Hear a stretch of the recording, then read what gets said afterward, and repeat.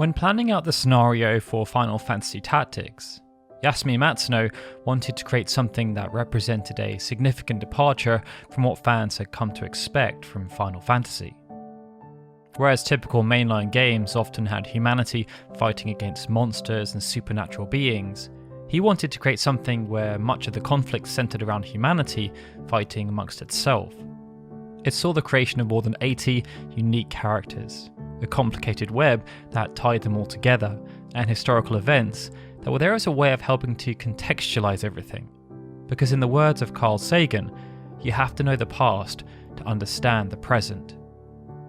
In the realm of Final Fantasy Tactics, this then relates to the 50 Years' War, a brutal conflict that served as a precursor to the War of the Lions.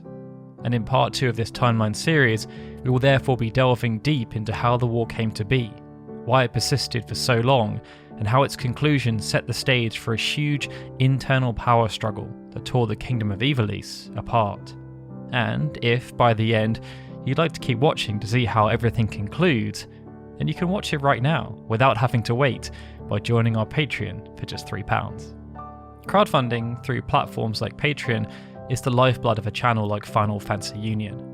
We try our best to provide high quality, in-depth content about the franchise we know and love. And platforms like Patreon or YouTube memberships help to provide stability for us to take bigger creative risks, like creating this massive series exploring the complete timeline of Final Fantasy Tactics. So if you'd like to support our endeavours while also getting access to content early and an exclusive podcast where I talk about specific news and broader topics, please do visit patreon.com/FFUnion to find out more. But with that, it's time to sit back and relax as we continue to explore the complete timeline of Final Fantasy Tactics.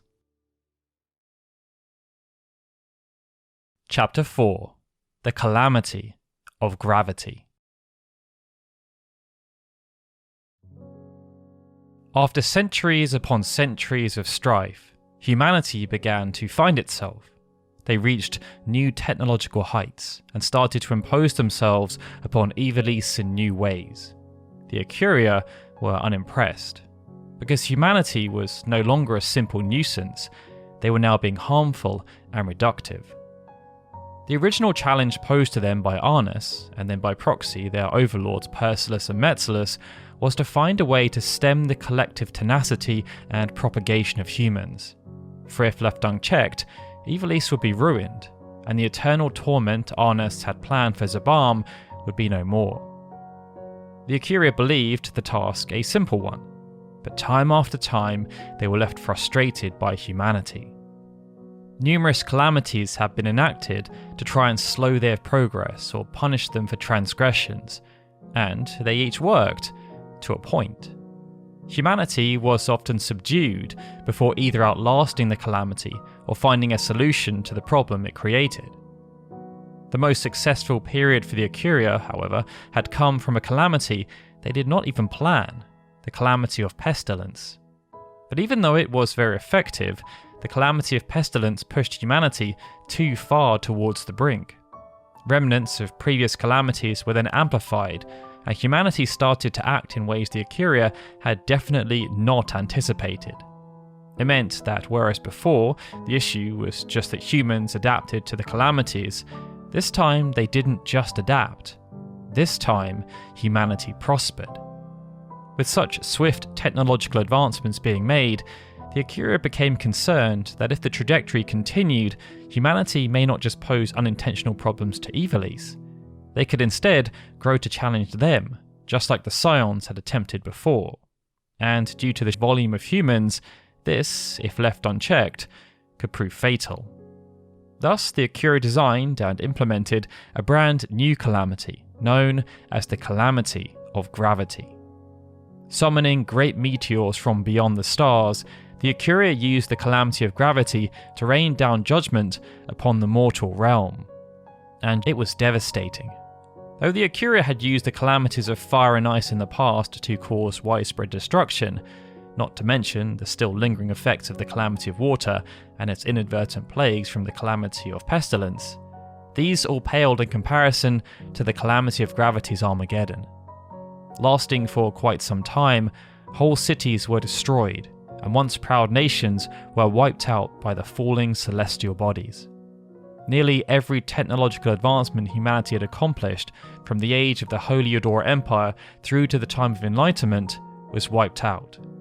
Airships that had once flown the skies and advanced medical and industrial capabilities that enabled humanity to prosper, they now lay in smouldering ruins.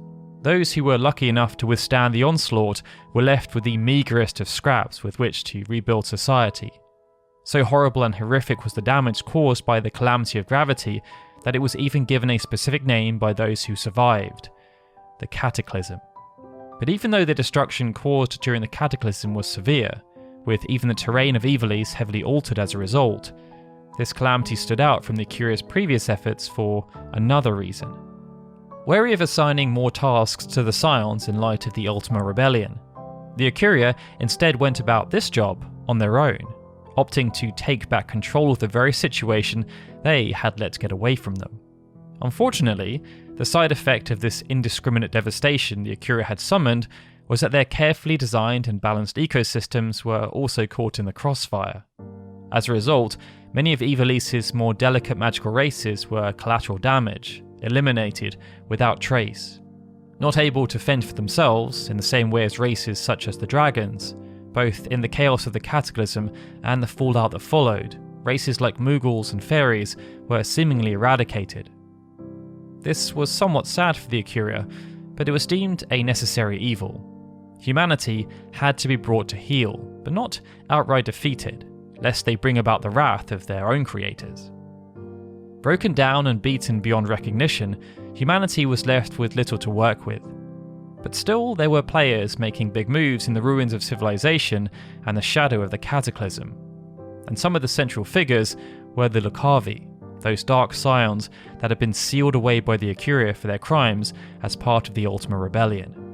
They had managed to come through the Cataclysm unscathed, and sought to continue to influence humanity's actions, something that had now been made even easier due to the necessary rebuilding humanity was forced to undergo. It meant even though the technologies of humanity were annihilated, the Church of Glabados endured. It persisted as the one major source of stability in what was otherwise an age of instability. In these dark times, the Church of Glabados was able to offer the people of Ivalice solace in the absence of technological marvels, and Ivalice, as a result, saw an explosion in devout religious practices. This played right into the hands of the Dark Scions. They now had access to a dedicated following that allowed them to push forward with their long-term plans to revive Ultima, and bide their time until that goal was possible. Because of how they were operating though, the Ecuria were none the wiser, and as the Scions planned and acted on the scale of decades and centuries, this in turn provided humanity ample time again to rebuild and recreate civilization. Fundamental to the Dark Scions' plans was their impartiality.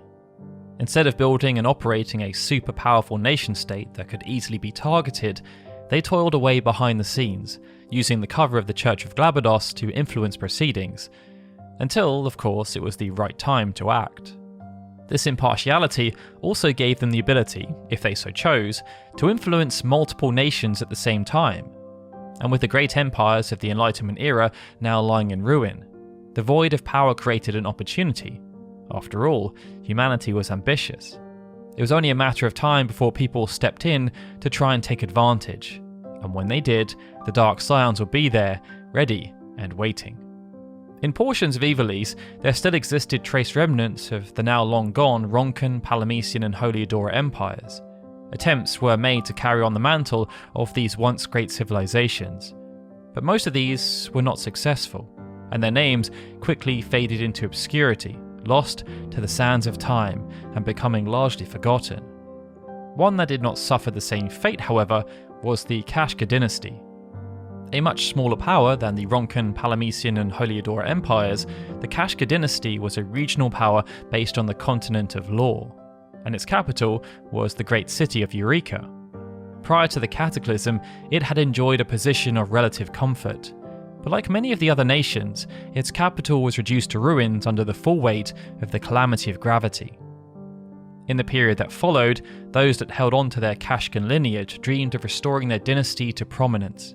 Like the rest of humanity, they knew that the road to achieving their goal was to be fraught with peril in this new and dangerous world, but where others failed, they would succeed. And after claiming back enough land to make themselves worthy, the remnants branded themselves the Akasha Empire as a way of paying tribute to their lineage, while also highlighting that they were very much their own people. Their next goal was to try and reclaim as much of the former Kashga dynasty as possible, and with law in a state of anarchy, they waged a campaign of hope and reunification, with the objective of expanding their territory and solidifying their rule. To those who opposed them, they spoke of needing to bring order to their region in its time of need. And while some certainly believed in what the Akasha Empire was trying to achieve, and in turn were convinced of the strength of a unification, others were more resistant to kissing the Akashan ring and submitting. These antagonists, as they were labelled, were perhaps upset that their own bids for regional dominance had failed, so they chose to fight back instead. What followed was a brief campaign of localised conflicts that erupted across the region. In the end though, whether the people submitted willingly or through force, the Akasha Empire was successful in their efforts. Law was united under one banner. Following this, despite some lingering resentment, the Akasha Empire was true to their word. Peace did prevail over their portion of the land. But as with any peace, this ended up being finite. Internal power struggles began to appear amongst those who felt the empire had become stagnant, and a desire for change and revolution started to emerge.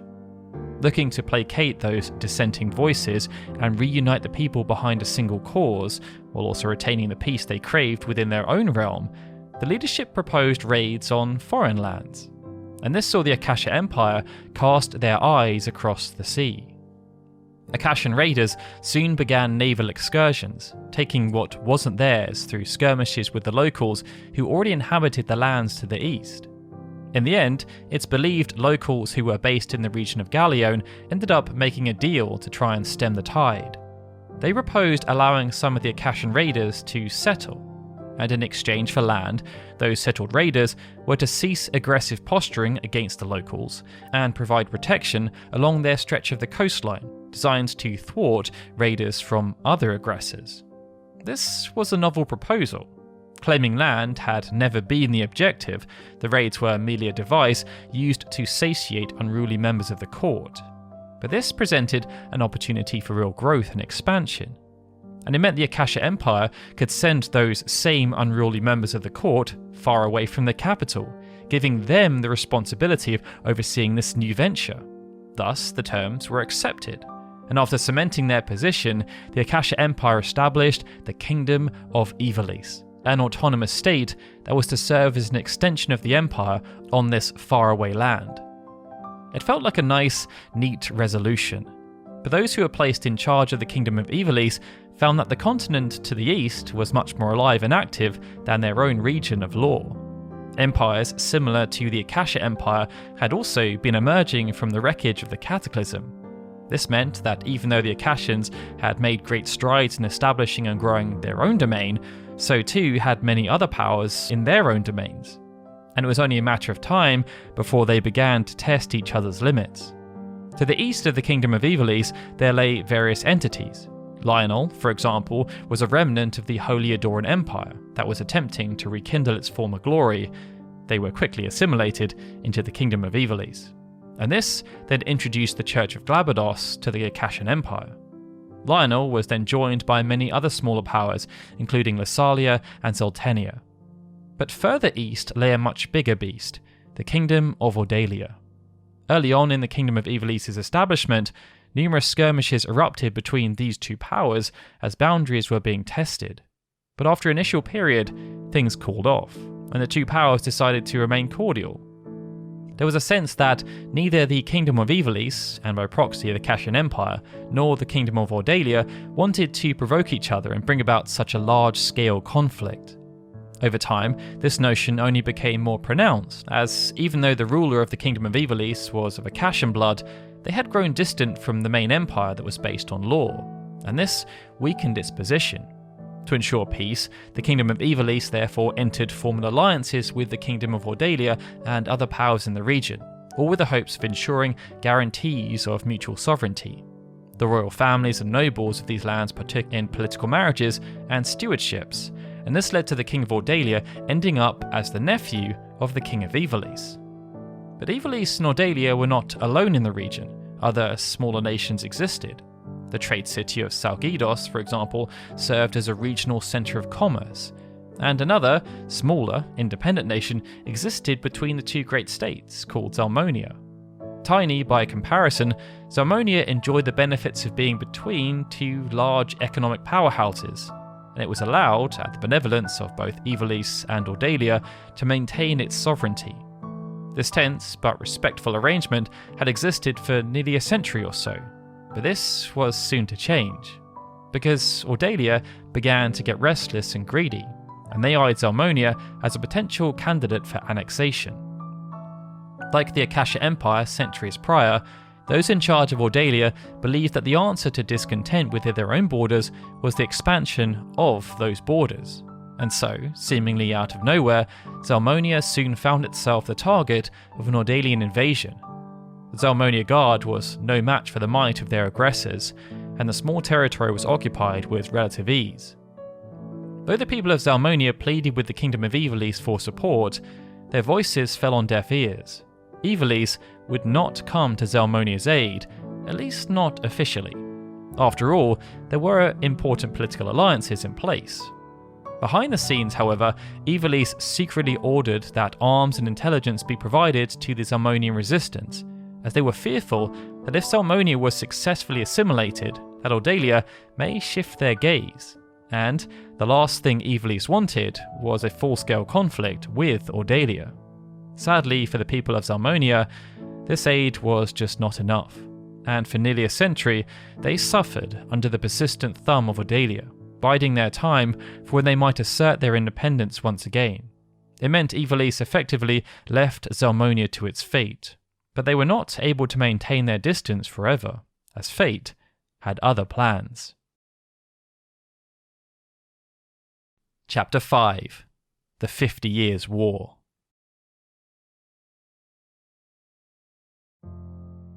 The King of Ordalia at the time was Divan III. After ascending to the throne, his role had been made simple: ensure both the continued occupation of Zalmonia and the continued prosperity of Ordalia. But when Divan III died without warning, the court realised no successor had been named, and this caused a crisis. You see, in Ordalia, instead of using hereditary-based succession, they used an elective-based succession, and this meant the incumbent ruler was required to name a specific individual who was to succeed them. As this had not happened, it therefore opened the door for would-be successors to stake a claim. In Ordalia, a claim to the throne was made by Viroy VI, who was a cousin of Divan III, and this choice was seemingly backed by the rest of the Ordalian nobles. But an issue arose. The then King of Ivalice, Dinamda Akasha II, was Divan III's uncle, and he believed his claim to the Ordalian throne was therefore greater than that of Viroy VI, as his sibling had been married into the Ordalian family, and he was therefore a blood relative of the now late king. Sensing an opportunity for expansion, Dinamda II therefore declared himself the rightful heir to Ordalia, and as he had no backing within Ordalia itself, he deigned to take that title by force, having believed that as Ordalia had no specific ruler, they would be unable or unwilling to defend themselves. This in turn kicked off a series of events that dragged the Kingdom of Ivalice, Zalmonia, and the Kingdom of Ordalia into a conflict that ended up having a lasting impact on the entire region. With what they believed to be a legitimate casus belli in place, the Kingdom of Ivalice therefore issued a formal declaration of war. And after consulting with his generals, Dinamda II established the First Order of Business, retaking and liberating Zalmonia from Ordalia.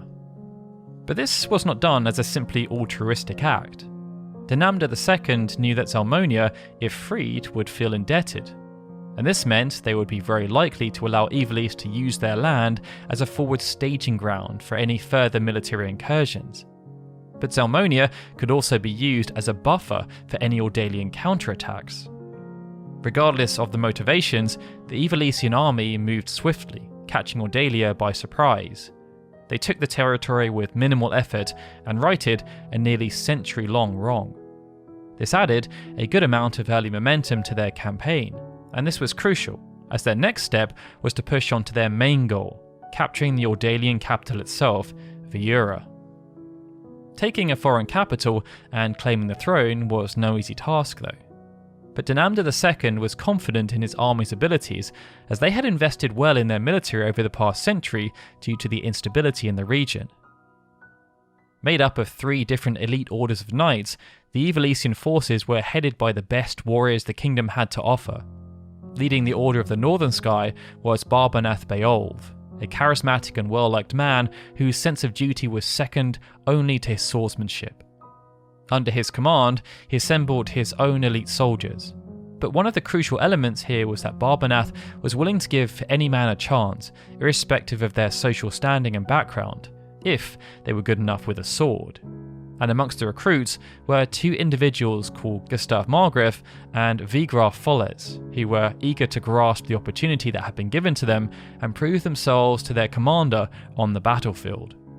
At the head of the Order of the Southern Sky was Sidolphus Orlando, known to his allies and enemies alike as the Thunder God. Like Barbanath, Sidolphus was motivated by a strong sense of duty, and his loyalty seemingly knew no bounds. Finally, there was the Order of the Eastern Sky. This was led in part by Gothard Gafgarian, a pragmatic and exacting individual. Strong-willed and very competent in battle, Gafgarian's units were well known for their brutal fighting style, and the mere mention of the Eastern Sky was often enough to send most enemies running for the hills. These 3 orders were then overseen and sometimes joined on the battlefield by nobles from House Goltana and House Larg, with Droxmal Goltana in particular striking up a strong relationship with Sidolphus due to their shared success. At first, the 3 orders made great inroads towards their goal of capturing the Ordalian capital, and it seemed as though nothing could stop their progression. The Ordalian army was still not fully mobilized, and their command structure was weak. Losing ground day after day then compounded their issues, and while their morale was at an all-time low, morale amongst the Ivalician troops was at an all-time high. But it was just when things were going well for Ivalice that everything began to fall apart. As strong inroads were being made and the march to Viura had commenced, Dinamda II fell gravely ill. Though the best healers were sent for, and the king tried his best to continue to be the guiding light for his armies, he ultimately succumbed to illness. He perished before ever seeing the walls of the city he had fought so hard to take, and the throne he had tried so hard to claim. Dinamda II's death sent ripples through the Ivalician army's ranks, and their previously high morale was left shattered, not least because his son, Dinamda III, had already perished before his father, and this meant succession was not going to be smooth. The commanders of the orders tried their best to rally their men, but they now had no clear objective. This entire war had been initiated on the basis of Dinamda II's claims to the Ordalian throne, but that claim no longer existed. With Dinamda II now dead, the succession issues plaguing Ordalia had been resolved. As such, Viroy VI was appointed as the true ruler with much haste. But even though his nemesis was now out of the picture, Viroy's first decree was one of revenge. Now unified, Ordalia capitalized on the confusion amongst the Ivalician forces, and they launched a string of counterattacks designed to take back the territory they had lost. Each offensive proved more successful than the last, and subsequent incursions pushed the Sky Orders all the way back to the Zalmonian buffer zone. Everything seemed dire. Ivalice was still without a monarch, and its forces were being routed. To make matters worse, the only way the Orders could ensure a successful withdrawal without sacrificing too many troops was to instead sacrifice their buffer zone. And so they strategically withdrew, retreating behind the safety of their own well-defended borders and abandoning Zalmonia. With both sides now back where they started, a stalemate was reached. But hostilities did not cease. Ordalia, and more specifically Viroy VI, they wanted blood. And as he prepared for a full-scale invasion of Ivalice, he called on some old alliances for support. To the north of Ivalice was another regional power called Romandia. They had been cordial with Ivalice and had been happy to watch from afar as the two powers duked it out. However, with the crowning of Roy VI atop the Ordalian throne, things changed. You see, the King of Romandia was a close relative of Roy, and due to this familial bond, he was eager to lend his relative a hand in war, expecting there to be strong rewards should they succeed with the invasion. Together, they made plans to invade Ivalice on two fronts, but Ivalice was not about to lie down and surrender.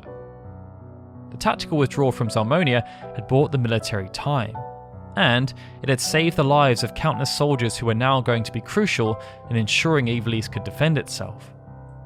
The issues around succession had also been solved, at least on the surface.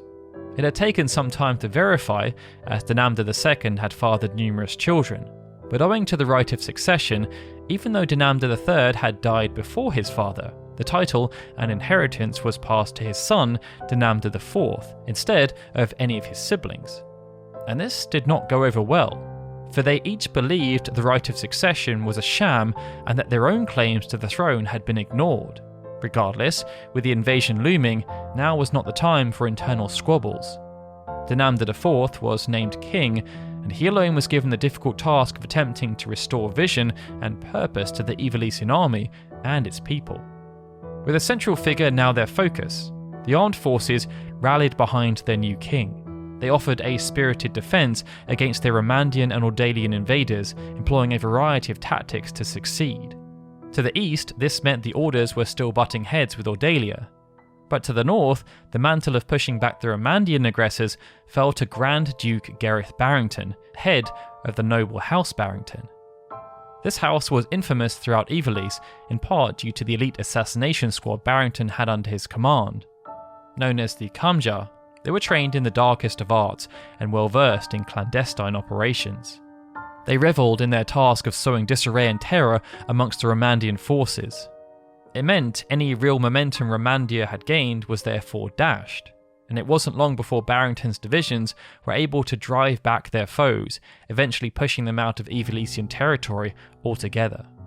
Romandia tried to stay in the fight to support their allies, but 3 years into the conflict they were forced to withdraw after an outbreak of the Black Death threatened their own population. The citizens of Romandia were just no longer willing to tolerate their involvement in supporting the monarch's relatives when so many of their own people were dying at home.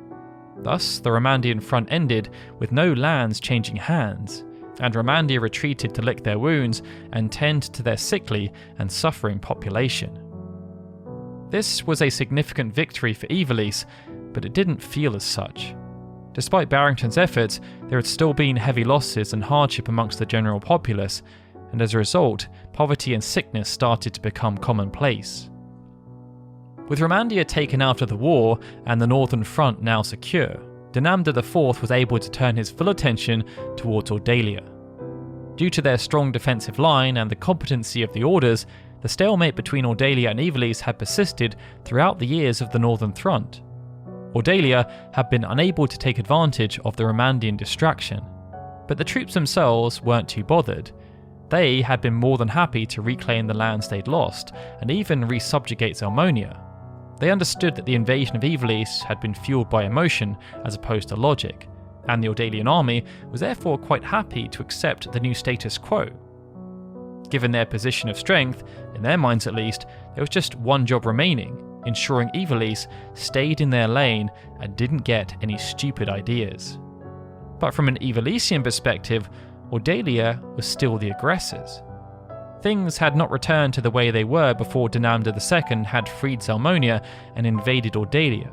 Trade routes were being blocked, and the people of Ivalice were effectively being suffocated. This meant they only had two real options. One, try to outlast a blockade and sue for peace, something that was never going to end with favourable terms for Ivalice. Or two, try to break out from the Ordalian stranglehold and put fate back in their own hands. Dinamda IV believed the second option was a much easier sell to the people, and so he pitched the idea of a renewed war effort to his generals, as a way of uniting and distracting the people while also freeing them from their prison. After examining all of the available options, The course of action taken by Dinamda IV was the very same that his predecessor, Dinamda II, had taken when he began his own ill-fated campaign. They needed to retake Zalmonia. Discreetly amassing forces along the border, the Ivalician army, led by the Three Orders, began a surprise attack. For a moment, it seemed that, like before, Ivalice's army could not be stopped, and Ordalian forces were pushed out of Zalmonia and placed on the back foot. But this time, the cost of the Ivalician army was much greater. Unlike before, their numbers were thinner from the start, their supplies were much lower, and the people were just tired from years upon years of conflict and rationing. With the war between the two powers now fully reignited, Ordalia did their best to hold ground and fight back. But they too had spent a great deal of resources on the war, and their troops were equally fatigued. Thus, the two sides clashed back and forth, the victories becoming ever smaller, the losses ever greater. Neither side with the morale to continue, but both sides too proud to give up and surrender. In the end, the fighting just became too much for either nation. Desertion started to become commonplace, and the average rank-and-file soldier wasn't sure that there was much point to this ongoing conflict other than pride.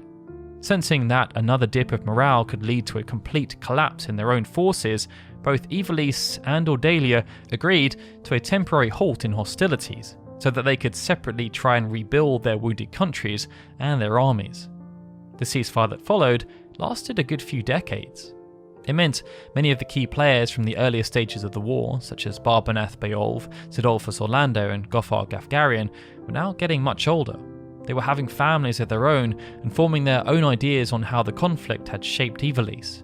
Dinamda IV took a similar approach, enjoying this time of peace.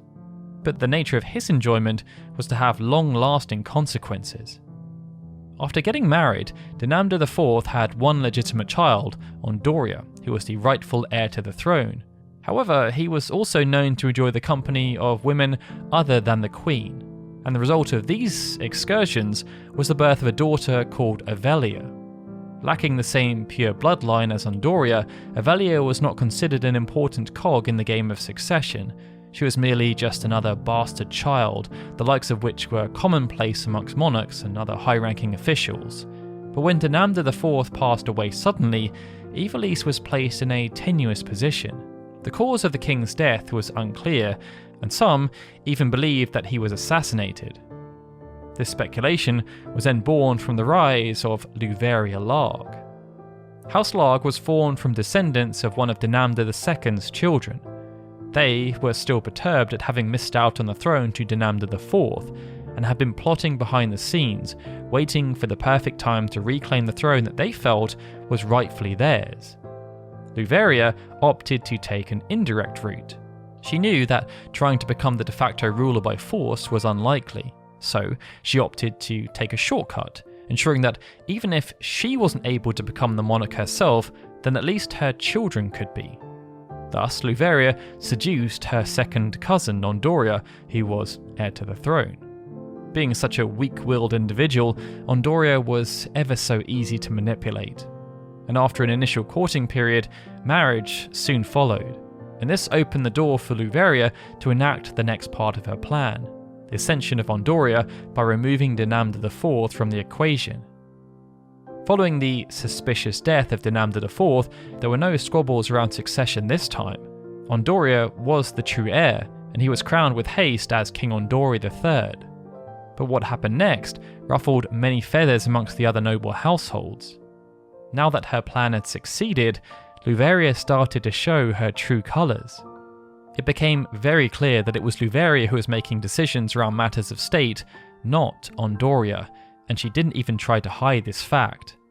Perturbed, some started to speak out against Louveria, and one such individual was Ondoria's own mother, the former Queen of Ivalice. She too mysteriously died soon after voicing strong criticisms of Louveria, and this served as a strong warning to those who might speak out of line. Around the same time as King Ondori III's coronation, the longtime Ordalian ruler, Voroy VI, also passed away from old age. His whole rule had been one spent in war with Ivalice, with nothing to show for it, except the loss of Zalmonia. Voroy's successor was an ambitious man named Lennart. Watching from the sidelines as Varroy whittled away, Lennart had become frustrated with what he perceived to be a lack of ambition and weak leadership. The ceasefire designed to help each nation recover, he felt had lasted too long, and Ordalia was still worse off than when the original conflict had begun. Thus, Lennart sought to see his homeland restored to its former glory, and this meant reclaiming Zalmonia. Lennart immediately ordered that the ceasefire that had stood for decades be broken, and the Ordalian army, with Lennart at the head, proceeded to retake Zalmonia from Ivalice as they were caught by complete surprise. But Lennart did not want to stop there. Ordalian forces pushed further into Ivalice territory than they had ever managed during Varroy's reign, making their way deep into Zeltenia. Here, they broke through the meagre defences that had been mustered and lay siege to the formidable Zeltenia castle. King Ondori III, on the advice of his most trusted advisors and commanders, was convinced to abandon Zeltenia castle and the Ivalician position in Zeltenia in order to regroup for a potential counterattack. It was a notable concession, and it highlighted just how complacent Ivalice had become during the long ceasefire and under the placid rule of Ondoria and his wife Luveria. Ivalice was down, but not out, however. The orders still existed, and the leaders of old rallied their troops.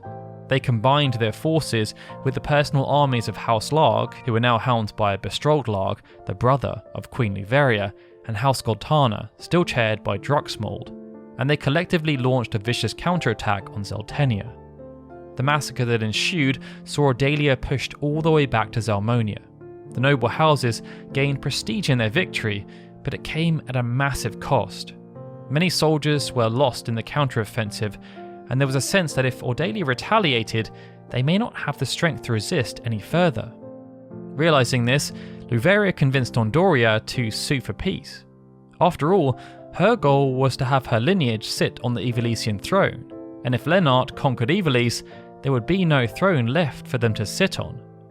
Lennart accepted the proposal, but as he knew that Ivalice were negotiating from a position of weakness, he ensured the peace agreement was highly favourable to him and his plans for Ordalia. The terms were therefore as such. All hostilities between the two nations were to stop immediately. Ivalice, as way of apology, was to owe astronomical reparations to Ordalia, and Ivalice would relinquish all legal claims to the territory of Zalmonia. Ondoria was quick to agree to the terms, and thus the 50 Years' War ended, but it merely set the stage for an even bigger conflict. Chapter 6: The Prelude to a New War. By the end of the 50 Years' War, specific houses had seen their standing either improved within the eyes of the aristocracy or diminished. House Orlando, for example, still had the great powerful Cid at its head, and he retained his position as the head of the Order of the Southern Sky. Gothard Gafgarian, for his part in the war, suffered a very different fate though. The nobles deemed his methods too extreme and too barbaric, even by the bloody standards set by the 50 Years' War. He was discharged from his post, and the entire unit he oversaw was disbanded. And then there was Barbonath Beowulf. Of the various orders, the Order of the Northern Sky was by far the most successful. This earned Barbonath platitudes, respect, and perhaps most importantly, status. It meant that of all the great military houses involved in the 50 Years' War, none ended up being as influential as that of House Beowulf. Prior to the war, Beowulfs were already seen as a righteous extension of the Ivalician nobility. Barbonath was just the latest in a long lineage that dated back to the age of Saint Ajora. Throughout the 50 Years' War, he had proved himself every bit as capable as his ancestors, serving as a beacon of justice that struck fear into the hearts of his enemies. Where others failed, Barbonath and his troops succeeded, and his reputation only grew as the war continued. One of the keys to his success was the faith he placed in his troops, irrespective of their backgrounds. Barbonath had, in the minds of some other nobles, become sympathetic to the plight of the common people. He saw the clear divide between the classes and how the nobility were always quite keen to sit in their ivory towers, while the less fortunate were expected to toil away and face the realities of life head-on. The Order of the Northern Sky still had divisions as dictated by protocol, but they were made less strict. Barbonath treated his soldiers as people, not as expendable assets, and this was shown by his willingness to even promote those from lowborn status into prominent leadership positions. Viglar Foles, for example, was made captain of a peasant volunteer unit known as the Dead Men, and he fought alongside many other soldiers such as Gustav Markgraf. Barbonath's faith in his soldiers was then reciprocated, and this mutual trust meant they took on missions that no others would. It was why so many were willing to fight and overcome insurmountable odds if he was the one giving the command. Barbonath then carried these same values into his personal life. Prior to the outbreak of the war, Barbonath was married to a noble woman. She died sometime during the course of the war though, but not before giving birth to 2 sons, Dystarg and Zalbarg. This dynamic pair were quickly brought up in the ways of the Order of the Northern Sky, and like their father before them, they joined the distinguished ranks of the company once they were of age. But then, Barbonath made a mistake, or at least that's how some viewed it. During the ceasefire, he had a lasting relationship with a woman who did not have highborn status. That woman, who was from the Lugria family, then bore 2 more children named Ramza and Alma. Many of Barbonath's peers would have cast Ramza and Alma aside for fear of judgment and potential scandal. To have sired and acknowledged children born from a commoner was a serious social faux pas and could have severe repercussions. But Barbonath chose a different path. Despite their lesser status, he afforded them the same familial benefits as Dystarg and Zalbarg. But as Ramza was too young to fight in the 50 Years' War alongside his brothers, he was entered into the academy. Ramza was not alone in taking this route, however. Due to Barbonath's kind heart, he'd also taken in 2 orphaned children whose common parents were claimed by the Black Death during the 50 Years' War.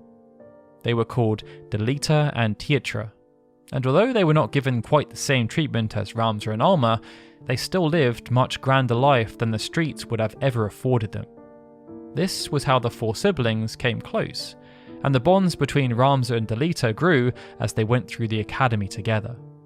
Throughout this time, very few outside of House Beowulf knew the whole truth about the family, but as the 50 Years' War concluded and Dystarg and Zalbarg brought further accolades, their father began to falter, and his altruistic efforts began to have quite significant consequences.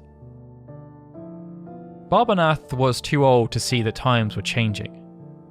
Everyone who was involved in the 50 Years' War was affected in some way or another, but how they felt the effects differed based on side and standing. After 5 decades of combat and territorial disputes, and countless soldiers and civilian lives being lost, no real gains had been made. King Lennart, however, was quite pleased with himself. Ivalice were going to pay for the recovery of the Ordalian nation, and Zarmonia was now their undisputed territory. Ondoria and Luveria were also quite satisfied. The Ivalician throne was intact, and no territory had been lost. But even though the nobles on both sides were quick to pat themselves on the back, their citizens were not anywhere near as enthused. The people of Zarmonia were left stuck under Ordalian rule with no chance of any kind of reprieve. There was also nothing to show for the countless lives that had been lost, and the people of both Ivalice and Ordalia started to become disillusioned and disenchanted with their rulers. They came to realise that the nobles of the ruling class and the great houses had played with their lives. They were merely pawns in a much bigger game that they had been barred from participating in, save from as soldiers, and even then they knew they were nothing more than cannon fodder. In addition, while the nobles continued to act and operate as if nothing had really happened, the common folk were the ones who saw the harshest effects of the war, those of poverty and disease. This resentment was strongest, however, amongst the many veterans who returned from the war. There were no victory parades once the peace treaty was signed, just the promise of returning to a life of unemployment, destitution, and resentment. Families had been uprooted or destroyed, and livelihoods had been lost. In Ivalice, this was felt most harshly, and the overriding sentiment was that Ondoria had screwed over the general populace by signing a horrible deal, a deal that protected everything they, the nobles, were and had, while condemning everyone else. those who had been willing to give their lives for Ivalice grew jaded as a result. Their only choice to make ends meet was to either take up manual trades and hope for work, or join bandit or mercenary groups who hoped to take back what they felt they were owed by Ivalice's better off. Many of these groups were small and unorganized, but one group, who called themselves the Corpse Brigade, were much more of a threat. They were largely composed of the commoner remnants of the Order of the Northern Sky who had been cast aside following the conclusion of the war, specifically those who were part of the Dead Men. With no active war, there was no longer funds or requirement for the orders to host such individuals. They were cast aside, and Vigraf used this to rally like-minded people to their cause, former Ivalician soldiers who had come back from the 50 Years' War destitute and no longer wanting to show fealty to the ruling class. Their ambitions were simple: seek revenge on anyone who had more than them, up to and including the nobility themselves, and tear down the established systems to build a new Ivalice.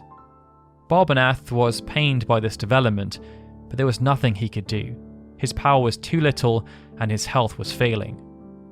There were also much wider plans afoot, as in this time of strife, numerous individuals had eyes on the Ivalician throne. House Larg were making their moves and were being rather unsubtle about it. Luveria had reinserted the Larg name back into the line of succession, and the two sons she had now birthed with Undoria were destined to see the Akasha and Larg households reunited under one banner. House Goltana and the other nobles were less than impressed by this development, but they were unable to be anything more than observers. As such, Druxmold focused on shoring up their position and establishing a base, so that if House Larg were to make any kind of offensive move, they might have the military strength to defend themselves and potentially even become independent. The consolidation of the Order of the Southern Sky under their banner was a significant power play in this regard. Unbeknownst to House Goltana, however, they were soon to gain an ally in their quest to destabilise the throne and House Larg. They just didn't know it. Throughout the 50 Years' War, the Church of Glabados had been subtly accruing power. As the war became more dire from the perspective of Ivalice's success or failure, they had offered their services, and Alphonse Delacroix, who served as the commander of the Knights Templar, managed coordination between the Ivalician military and the ecclesiastical authorities. Many saw the church as a bastion of hope due to their compassion and strength, but its leaders had started to lean into the darker sides of humanity, and its most senior militaristic figures were gradually being influenced by a now active Lucavi contingent. Alphonse Delacroix, who had risen to the rank of cardinal, was one such influenced individual, something that likely happened in or around the conclusion of the 50 Years' War. But he was joined by Folmarv Tengil, who took over from Delacroix as commander of the Knights Templar. During this time, Marcel Funebris served as the high priest and current leader of the Church of Glabados. Funebris was a smart man, but he was also ambitious and easily blinded by greed.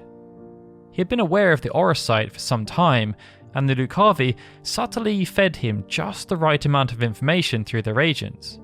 So he sought to use the Orosite for his own gain, but only if the right situation were to present itself. With Audelia now out of the equation, Funebris sought to pit the two big Ivalician houses against each other, before swooping in to serve as mediator and then assume control. Thus did Funebris seek to pit Druxmold Goltana, otherwise known as the Black Lion, against Bestrald Larg, otherwise known as the White Lion. There was just one missing piece of the puzzle. Funebris himself had no claim to the throne, and for the two houses to fall foul of the ruse, he therefore needed a proxy that could act in his stead and offer a high degree of credibility. It meant the church needed someone they could mould and manipulate, someone who was part of the nobility and had a loose claim on the throne, but was also an outcast. After searching, they stumbled upon Ovelia, the bastard child of Denamda III.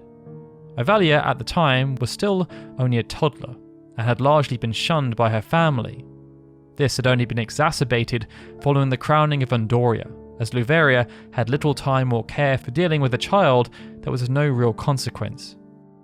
It just so happened then that around this time, it's believed that the real Princess Avelia was assassinated by noble council members and replaced by a lookalike.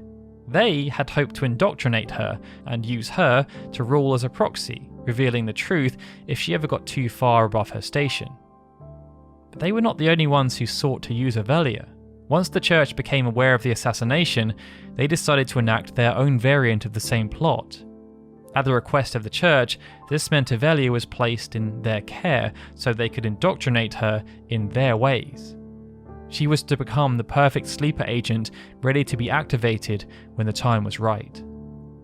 Not long after, Luveria's two sons, that she hoped would bridge the gap between the Larg and Akashan bloodlines, were also assassinated.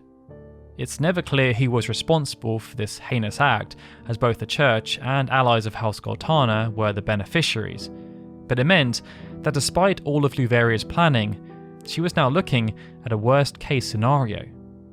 With no heir, succession was uncertain, and her plan of having House Larg become the new ruling family of Ivalice was doomed to fail. To try and negate this, and diminish House Goltana's preemptive claim, it was suggested that Ondoria adopt his own half-sister. By doing so, even though Avelia was not of pure Akashan blood, and she was not a Larg, it did at least mean the right of succession would pass to her, as alongside being Ondoria's half-sister, she was now his daughter. And this would weaken any claim House Goltana may have had. Luveria, although tolerant of this arrangement, was unhappy about its long-term prospects. Everything she had worked so hard for was unravelling before her very eyes, and it was the Akashan bloodline that was to benefit from all of her sacrifices, not the Larg bloodline. By this point, Ondoria, who was already a weak individual to begin with, started to suffer from ill health. This then exacerbated Luveria's problems, and it was therefore seen as some kind of miracle when Luveria announced that she was pregnant and subsequently gave birth to just what she needed, a son named Orinus.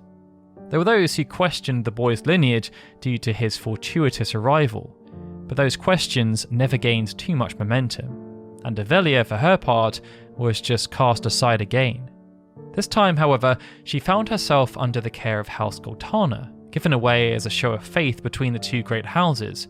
Druxmold then, in turn, handed her back over to the church. It was during this time that Avelia became acquainted with Alma Beolv, and she continued to learn the church's ways.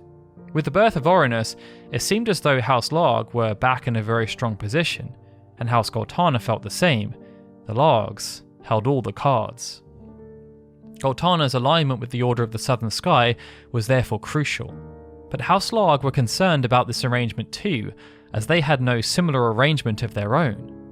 And as the Order of the Eastern Sky had been disbanded, the only logical course remaining to them was to try and ally themselves with the Order of the Northern Sky.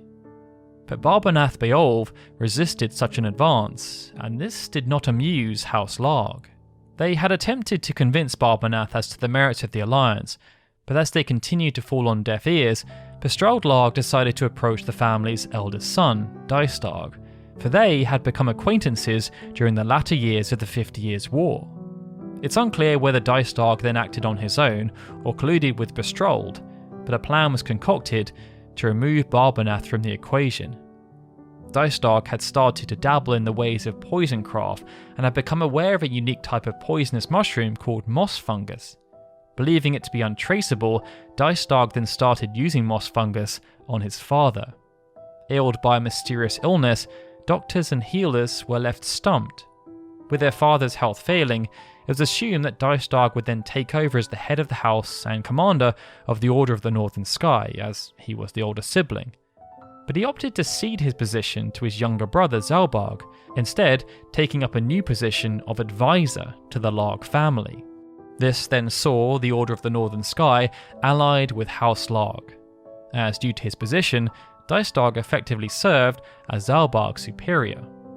Bestrald was very happy with this arrangement. He now had a suitable military might supporting his family that was on par, if not superior to that of House Goltana. In addition to this, he was also confident that he had leverage over Dystarg due to the knowledge of how Barbonath had to be removed. But he was unaware that Dystarg had ambitions beyond his station. Even with the Beowulf patriarch on his deathbed, as the family's elder sons were now installed as the head of the Order of the Northern Sky and advisor to the Duke of Galeone, House Beowulf found itself in a strong position. But the kindness of Barbaneth's heart had also left the house open to scandal, and as Ivalice then turned its gaze inwards following the conclusion of the 50 Years' War, the various power players of the great houses, churches and common people began to make their tentative first steps into a new era. Though Barbaneth had tried his best to instill his values and sense of honour and duty into his children, they would all soon be tested, and he wouldn't be around to watch how things played out, and how the Kingdom of Ivalice and his family were to be torn apart. After the birth of Prince Orinus, the health of King Ondori III started to deteriorate rapidly. Should the worst happen and the king perish, Queen Luveria was then quick to put forward that Prince Orinus should be named as the next king of Ivalice. Due to his age though, she was to act as Queen Mother, with betrothed Larg there to step in and serve as regent to the boy until such a time that he may be old enough to rule by himself. This proposal had a severe bias and firmly placed House Larg as the rulers of Ivalice. Luveria had outfoxed the nobles yet again. But the uncertainty around Orinus' birth did at least provide them with an opportunity. The rival nobles therefore proposed an alternative plan. Given Ovelia's supposed bloodline, she was also a very strong candidate to succeed on Doria. They put their weight behind Ovelia taking the throne, not Orinus, and with Droxmal Gortana serving as regent due to Ovelia also not being old enough. Thus, two rival factions were created in the fight for succession, those in favour of House Larg and the White Lion, and those in favour of House Gortana and the Black Lion, and the Church were well poised to take advantage. It was around this time that Ramza and Delita were undergoing their military training as Knights Apprentices at Garland Academy. This was situated in Ivalician territory in Galeone under the watchful eye of Duke Larg. The academy, known by its formal title of the Royal Academy for the Magical Arts, had produced numerous powerful mages and warriors throughout the years, and many had fought on the Ivalician side of the 50 Years' War. Here, alongside other fellow Knights Apprentices, Ramza and Delita trained day and night to hone their skills, and even though the war was now over, they hoped to soon join the ranks of the Order of the Northern Sky as Dystarg and Zalbarg had done before them. As it turned out, that request was to come sooner than anyone anticipated. Even though there was no longer an external conflict to contend with, the Order of the Northern Sky were deployed to deal with an internal one, and it was not to stand in opposition to House Gortana and the Order of the Southern Sky. Instead, it was something that the nobles who lived in the Galeone region perceived to be something of a nuisance. Roving bands and the outlaw group known as the Corpse Brigade had started to flourish after the conclusion of the war, and the problem seemed to only be growing day by day. This was compounded by the leaders of the Corpse Brigade being two former members of the Order of the Northern Sky. Although neither were from noble bloodlines, both Vigraf and Gustav were battle-hardened veterans who had served under Barbaneth Beowulf. Similar uprisings were happening all across Ivalice, but the one in Galeone was by far the most organised. Bestrold, for his part, seemed acutely aware that the Corpse Brigade needed to be dealt with before any further ambitions could be entertained, and he also knew not to take them lightly. His scouts had reported that many of its senior figures were indeed veterans from the 50 Years' War who had served under Barbaneth Beowulf. They were therefore skilled and organised, and perhaps most importantly, they were well versed in the operations and tactics of the Order. But they were still peasants, and so Bestrald sought to destabilise them behind the scenes by giving them what they wanted: money. On the surface, this meant Bestrald commissioned a considerable force to deal with the threat to appease the other nobles. At its helm was his own royal guard, who were rallied from Airgros Castle. Due to Dystarg now serving as the advisor to House Larg, he then lent on his brother for support. But as the war was still freshly concluded, Zalbarg struggled to muster the appropriate resources. Many of the Order had either perished in the war itself or just no longer had the fight left in them. Others had been made redundant due to the lack of funding or chosen to leave as they had sworn to serve Barbernath, not his progeny. Due to this scenario, while the Larg Royal Guard were to lead the assault, the Order of the Northern Sky were to be used to hunt down the various dens of the Corpse Brigade and make examples of them to the other bandit gangs. But while they went about this gruesome joint effort, Eargross Castle, the hub of House Larg, was left undermanned. As a result, Zalbarg decided to recruit graduates from the Royal Academy, and they were to be posted at Eargross Castle as a failsafe, supporting the campaign from the rear and bolstering the defence of key strategic locations. To this end, both Ramza and Delita were dispatched amongst the contingent, leaving Garyland and making their way west towards Eargross Castle by way of the Mandalia Plain. They were never expected to see any real combat. But the troop of graduates soon had their first encounter with their new enemy, or at least that's how things seemed. For alongside commissioning a military force to deal with the Corpse Brigade, Dystarg, at the behest of Bestrald, had secretly made contact with Gustav and struck a deal. It was well known that the Marquis Elmdor, the liege lord of Limbury, was venturing to the Garyland region to meet with Bestrald Larg. Elmdor was presumably either seeking counsel from a fellow regional leader about how to deal with the peasant uprisings, or to try and sober relations between the two powerful houses. After all, it was common knowledge that during the 50 Years' War, Elmdor had served under Druxmal Goltana, and that they had an informal alliance on Ivalice's eastern flank. Larg's plan was therefore simple. If Elmdor were to be abducted en route to Galleon, his men could then miraculously mount a valiant rescue, and Elmdor would be indebted to them and perhaps even consider switching that allegiance. And if the Marquis happened to die in the crossfire, then he'd simply have one less rival noble to worry about. With the plan hatched, Dystarg paid Gustav to abduct Elmdor as a way of killing two more birds with one stone. Gustav's defection would weaken the Corpse Brigade, and by implicating them, it would give House Larg strong validation for coming down even harder on the military group without affecting the wider sentiment of them stamping out a peasant uprising. Gustav agreed to the proposal, but he also sought to alter the deal behind Dystarg and Bestrald's back. Instead of abducting Elmdor outside the Galleon region as agreed, he would do the exact opposite. For he knew that doing so would then apply pressure on the Larg household. After all, if the kidnapping happened in their territory, he knew they would be pressured to bring about a swift resolution. Gustav then planned to take advantage of this desperation by demanding a ransom.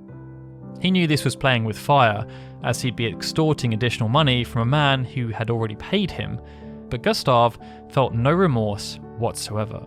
This was money he felt the nobles owed, and once they paid, he planned to disappear. Ramza and Delita arrived at the scene of Elmdor's abduction. The noble was long gone, and the last remaining survivors of Elmdor's retinue were being executed so that nobody could talk. One survivor, a young man of nobility named Arguth, pleaded for assistance in fending off his assailants, and bound by duty, Ramza and Delita obliged. The skirmish was brief. As their aggressors' senior figures had already left the scene, those that remained were opportunistic and less disciplined. They were more akin to rogues and vagabonds than skilled fighters, and were dispatched with ease by the royal graduates. Arguth then pleaded with Ramza and Delita for further assistance in chasing down the outlaws who took the Marquis. But this request was denied.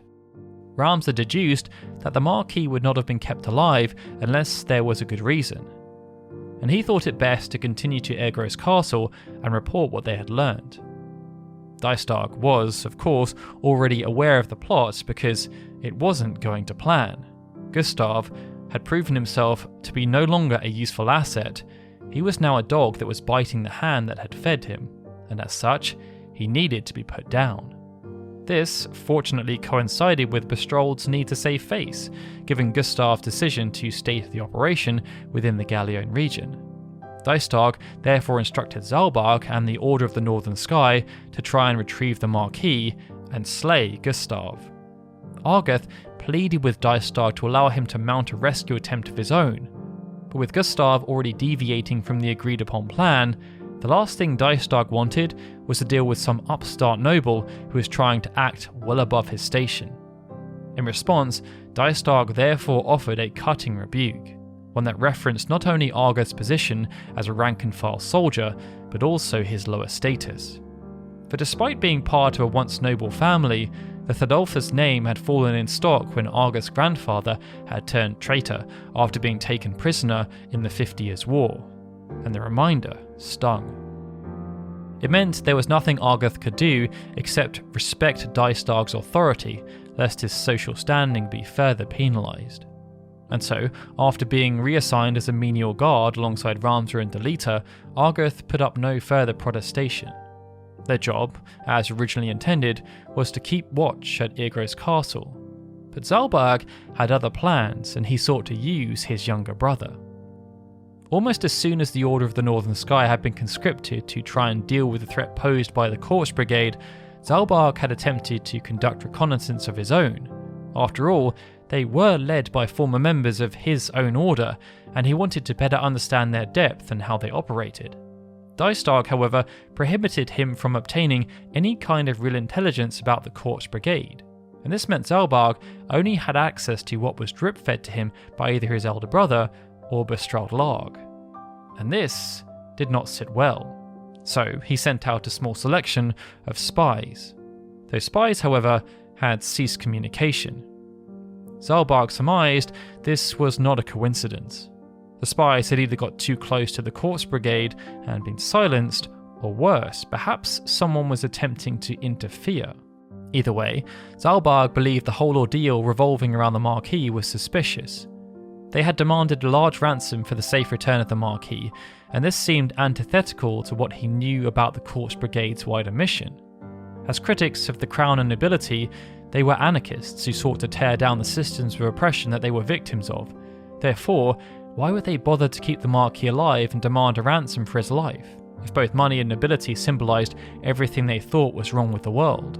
It was for this reason that Zalbarg confided in Ramza his feelings about everything that was happening. Zalbarg's confession left Ramza in a quandary. Dystag, his older and more reputable brother, had commanded him to stay and guard Irgro's castle. But a carrot had been dangled that suggested not everything was as straightforward as it seemed. Thus, Ramza and Delita and Argoth decided to defy Dystag's orders and investigate where the trail of Zalbarg's spy had gone cold by heading to the merchant city of Dorta. They initially thought they had hit a dead end, but then a jackpot. Stragglers from the Corpse Brigade were spotted, and they were interrogated. Both Ramza and Delita were somewhat disturbed by Argoth's rather brutal interrogation techniques. It was clear that Argoth had a disdain for low-born citizens, and it was also clear that this was a projection for the way he himself was treated by other nobles. Nonetheless, it was effective, and they learned that the Marquis was being held at the Sanrat Siege out in the Zekless Desert to the north. Upon arriving, the trio used their superior fighting skills to dispatch the Corpse Brigade soldiers who were garrisoned there. But as they ventured deeper into the ruins, they came across the aftermath of a rift between Vigraf and Gustav that had played out just moments before their arrival. Vigraf was disappointed that Gustav had strayed from the vision of the Corpse Brigade, and after realizing his former ally could no longer be trusted, Vigraf felt there was no choice left but to execute Gustav. He could just not afford such amateurish behaviour if they were going to see their goal realised. This show of force highlighted just how desperate and dogmatic the Corpse Brigade were under Vigraf's leadership. They had clear goals, and they were not willing to compromise. As a show of faith, Vigraf then handed over the Marquis in exchange for safe passage away from the Zekless Desert. Argoth was incredulous that a low-born knave even thought he could make a deal with nobles, but Ramza and Delita agreed with Vigraf's terms. It meant Vigraf escaped, able to continue serving as the commander of the Corpse Brigade, and the Marquis was free. Upon returning to Irgro's castle, Dystag was angered beyond measure. Even though the situation had been resolved, his younger brother had defied a direct order, and it could have easily ended up another way. Bestrald, however, was less concerned about military statutes. With the Marquis rescued and Gustav slain, the group had cleaned up Dysdag's mess by showing incredible initiative. Their lack of seniority was merely the icing on the cake, something that Bestrald could use to aggrandize the tale. As part of this, Bestrald suggested that the group's talents were wasted on guard duty, implying to Dysdag that they be put into active service immediately. Not only would this serve as useful propaganda, but Bestrald also deduced that they were willing to risk their own lives through false concepts of loyalty, and that could be exploited. Dysdag was perturbed by this judgment, but he was unable to refuse his lord's will. Thus Ramsar, Delita and Argath saw their responsibilities increased. They were made a formal part of the upcoming military operation that was to see the Order of the Northern Sky and the Royal Guard rout the Corps Brigade's remaining forces. Ramsar was to even lead his own dedicated mission. They were to launch a small strike on a known den of the Corps Brigade. It was here that they had their first encounter with Meluda Foles, sister of Vigra Foles. The Corps Brigade, by this point, had been fractured by the military efforts of the Order of the Northern Sky and the more subtle espionage deployed by Bestrald Larg. It had created disparate factions that were now desperate and ready to fight tooth and nail for their lives. Meluda, for her part, attempted to reason with the small band, but while Delita sympathised with their plight, Argath was antagonised, and it was Argath's rash response that made the fight unavoidable. Meluda's Corps Brigade contingent fought well, but ultimately they could not fend off the assault. Her soldiers lay slain, and Meluda begged for death. At this moment, Ramsar sought the counsel of Delita, and subsequently, he chose to let Meluda live. Reflecting on their bittersweet victory, Ramsar and his party returned to Irgros Castle to learn that they had been assaulted by an arm of the Corps Brigade led by a man named Gragaroth. Their hope was to assassinate Dysdag, but after failing, they took Delita's sister Teatra as hostage, believing her to be a noble, to ensure their escape. Unfortunately, she was not a noble, and after it seemed as though Dysdag was more concerned with the elimination of the Corps Brigade than Teatra's safe return, Delita was incensed. To make matters worse, Argath, who had been carrying a chip on his shoulder ever since Meluda had been spared, further insulted Delita, telling him that his sister's common blood wasn't worth the rescue effort. This was a step too far. Delita struck Argath with a clean punch to the face before being restrained by Ramsar. Their once ally proved to be an ally no longer. However, before departing, Argath did at least inform Ramsar that the Corps Brigade had made their base at Ezekiel Fortress. Ramsar accepted the news, but the damage had been done. His party was fractured, and there was no guarantee for the safe return of Teatra. There was just an unfortunate acceptance that he and Delita would need to rely on their own strength if they were to try and bring her back alive. Both Ramsar and Delita had always been brothers in arms, and their sisters had also found common ground. But even though they shared some similarities, owing to Ramsar and Alma having half noble blood, there was always a sense that, despite being raised within the Beowulf household, Delita and Teatra were not Beowulfs. They had been brought up in the same household and afforded the same opportunities, but their family name was not Beowulf, and this was what defined them, not the strength of their character nor their talents. Argath's words had made that all too clear, but when they stumbled upon Meluda's beaten and battered company once again while on their way to Ezekiel Fortress, Delita saw the other side too. Even though both he and Teatra were commoners and should have been seen as kindred spirits to those in the Corps Brigade, that did not turn out to be the case. Whether they had the Beowulf family name or not, Meluda saw Delita and Teatra as leeches, and this was when Delita realised the truth. To those like Argath, he was never going to be considered noble enough due to their common blood. But to those like Meluda, irrespective of their shared common blood, they were considered to be of highborn privilege. Ramsar attempted to make all sides see reason that there was no need to fight, but Meluda was too hateful to listen to the words of a noble, and she sought to die on her feet rather than swinging from the gallows. Thus, Meluda perished, and Ramza and Delita, who had largely lived sheltered lives up until this point, were both awakening to a form of class consciousness, albeit from opposite ends. Word of Meluda's death soon reached her brother Vigraf by way of a scout. As it turned out, Vigraf and Gragorov's company had not yet made their way to Zykton Fortress, so in order to buy his soldiers time to escape, Vigraf opted to stay behind to both confront their pursuers and also to have a chance at revenge for his sister's death.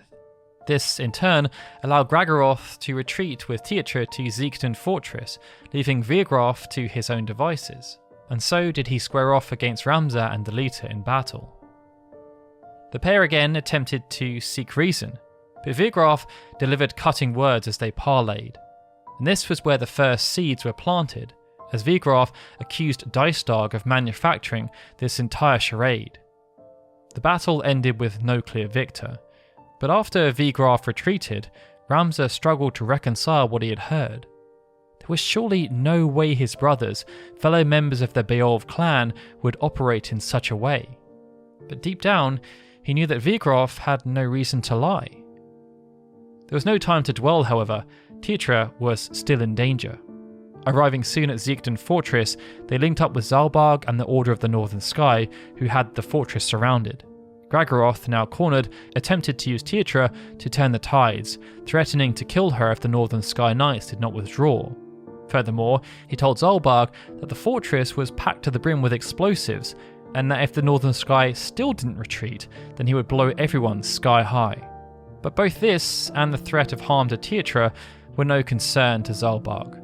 His only concern was the eradication of the Corpse Brigade, and should they win this skirmish, that objective was closer to being fulfilled. Thus did Zalbarg command an end to the charade. Argoth was only too happy to oblige. His first crossbow bolt was aimed at Tietra, designed to remove any leverage Gragoroth may have. The callous nature of this action stunned the Corpse Brigade commander, leaving him open for Argoth to unleash another shot.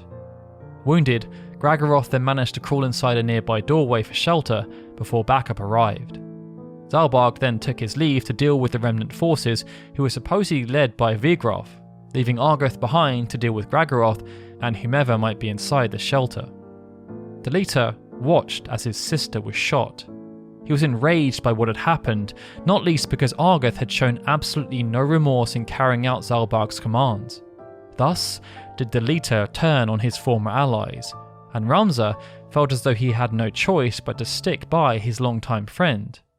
Together, they killed all the remaining members of the Order, including Argoth. But it was too late. They rushed to Tietra's side, only to find that she was already dead. And this moment was to have far-reaching consequences, for neither Ramza, Delita, nor Ivalice would ever be the same again. The reason why, though, is a story for another day. Thank you so much for watching, everyone. My name is Daryl, and this has been part 2 of the complete unabridged timeline of Final Fantasy Tactics. Hopefully, as you watched through the video, you were thoroughly engrossed by everything you saw and heard. If you were, then please consider showing us how much you appreciate the effort we put into creating this content by giving us a like, because in truth, all interactions really do help the channel out. And as mentioned at the top, if you want to see how this series concludes, you can do so right now by joining up at Patreon for the cost of a cup of coffee. If not, then that's perfectly fine. We're aiming to release part 3 in a few weeks. A big thank you needs to be extended to Mark Choi, the Ivor Novello-nominated composer of Empire of the Ants, who was commissioned to provide some sublime arrangements for this video. For those who are interested in further listening, we should be releasing the full playlist to Spotify and other streaming platforms in the coming months. We'd also like to thank the likes of Benjamin Snow, Chris M. Walker, Christopher Gardner, Clever Chavez, EXPureQual on YouTube, Gregory and Stephen, who are super special Onion supporters on Patreon, and everyone else who supports us via crowdfunding platforms. Without your kind support, this channel would be very hard to maintain. Alright everyone, this is Daryl signing out. I'll see you all again soon for more Final Fantasy goodness.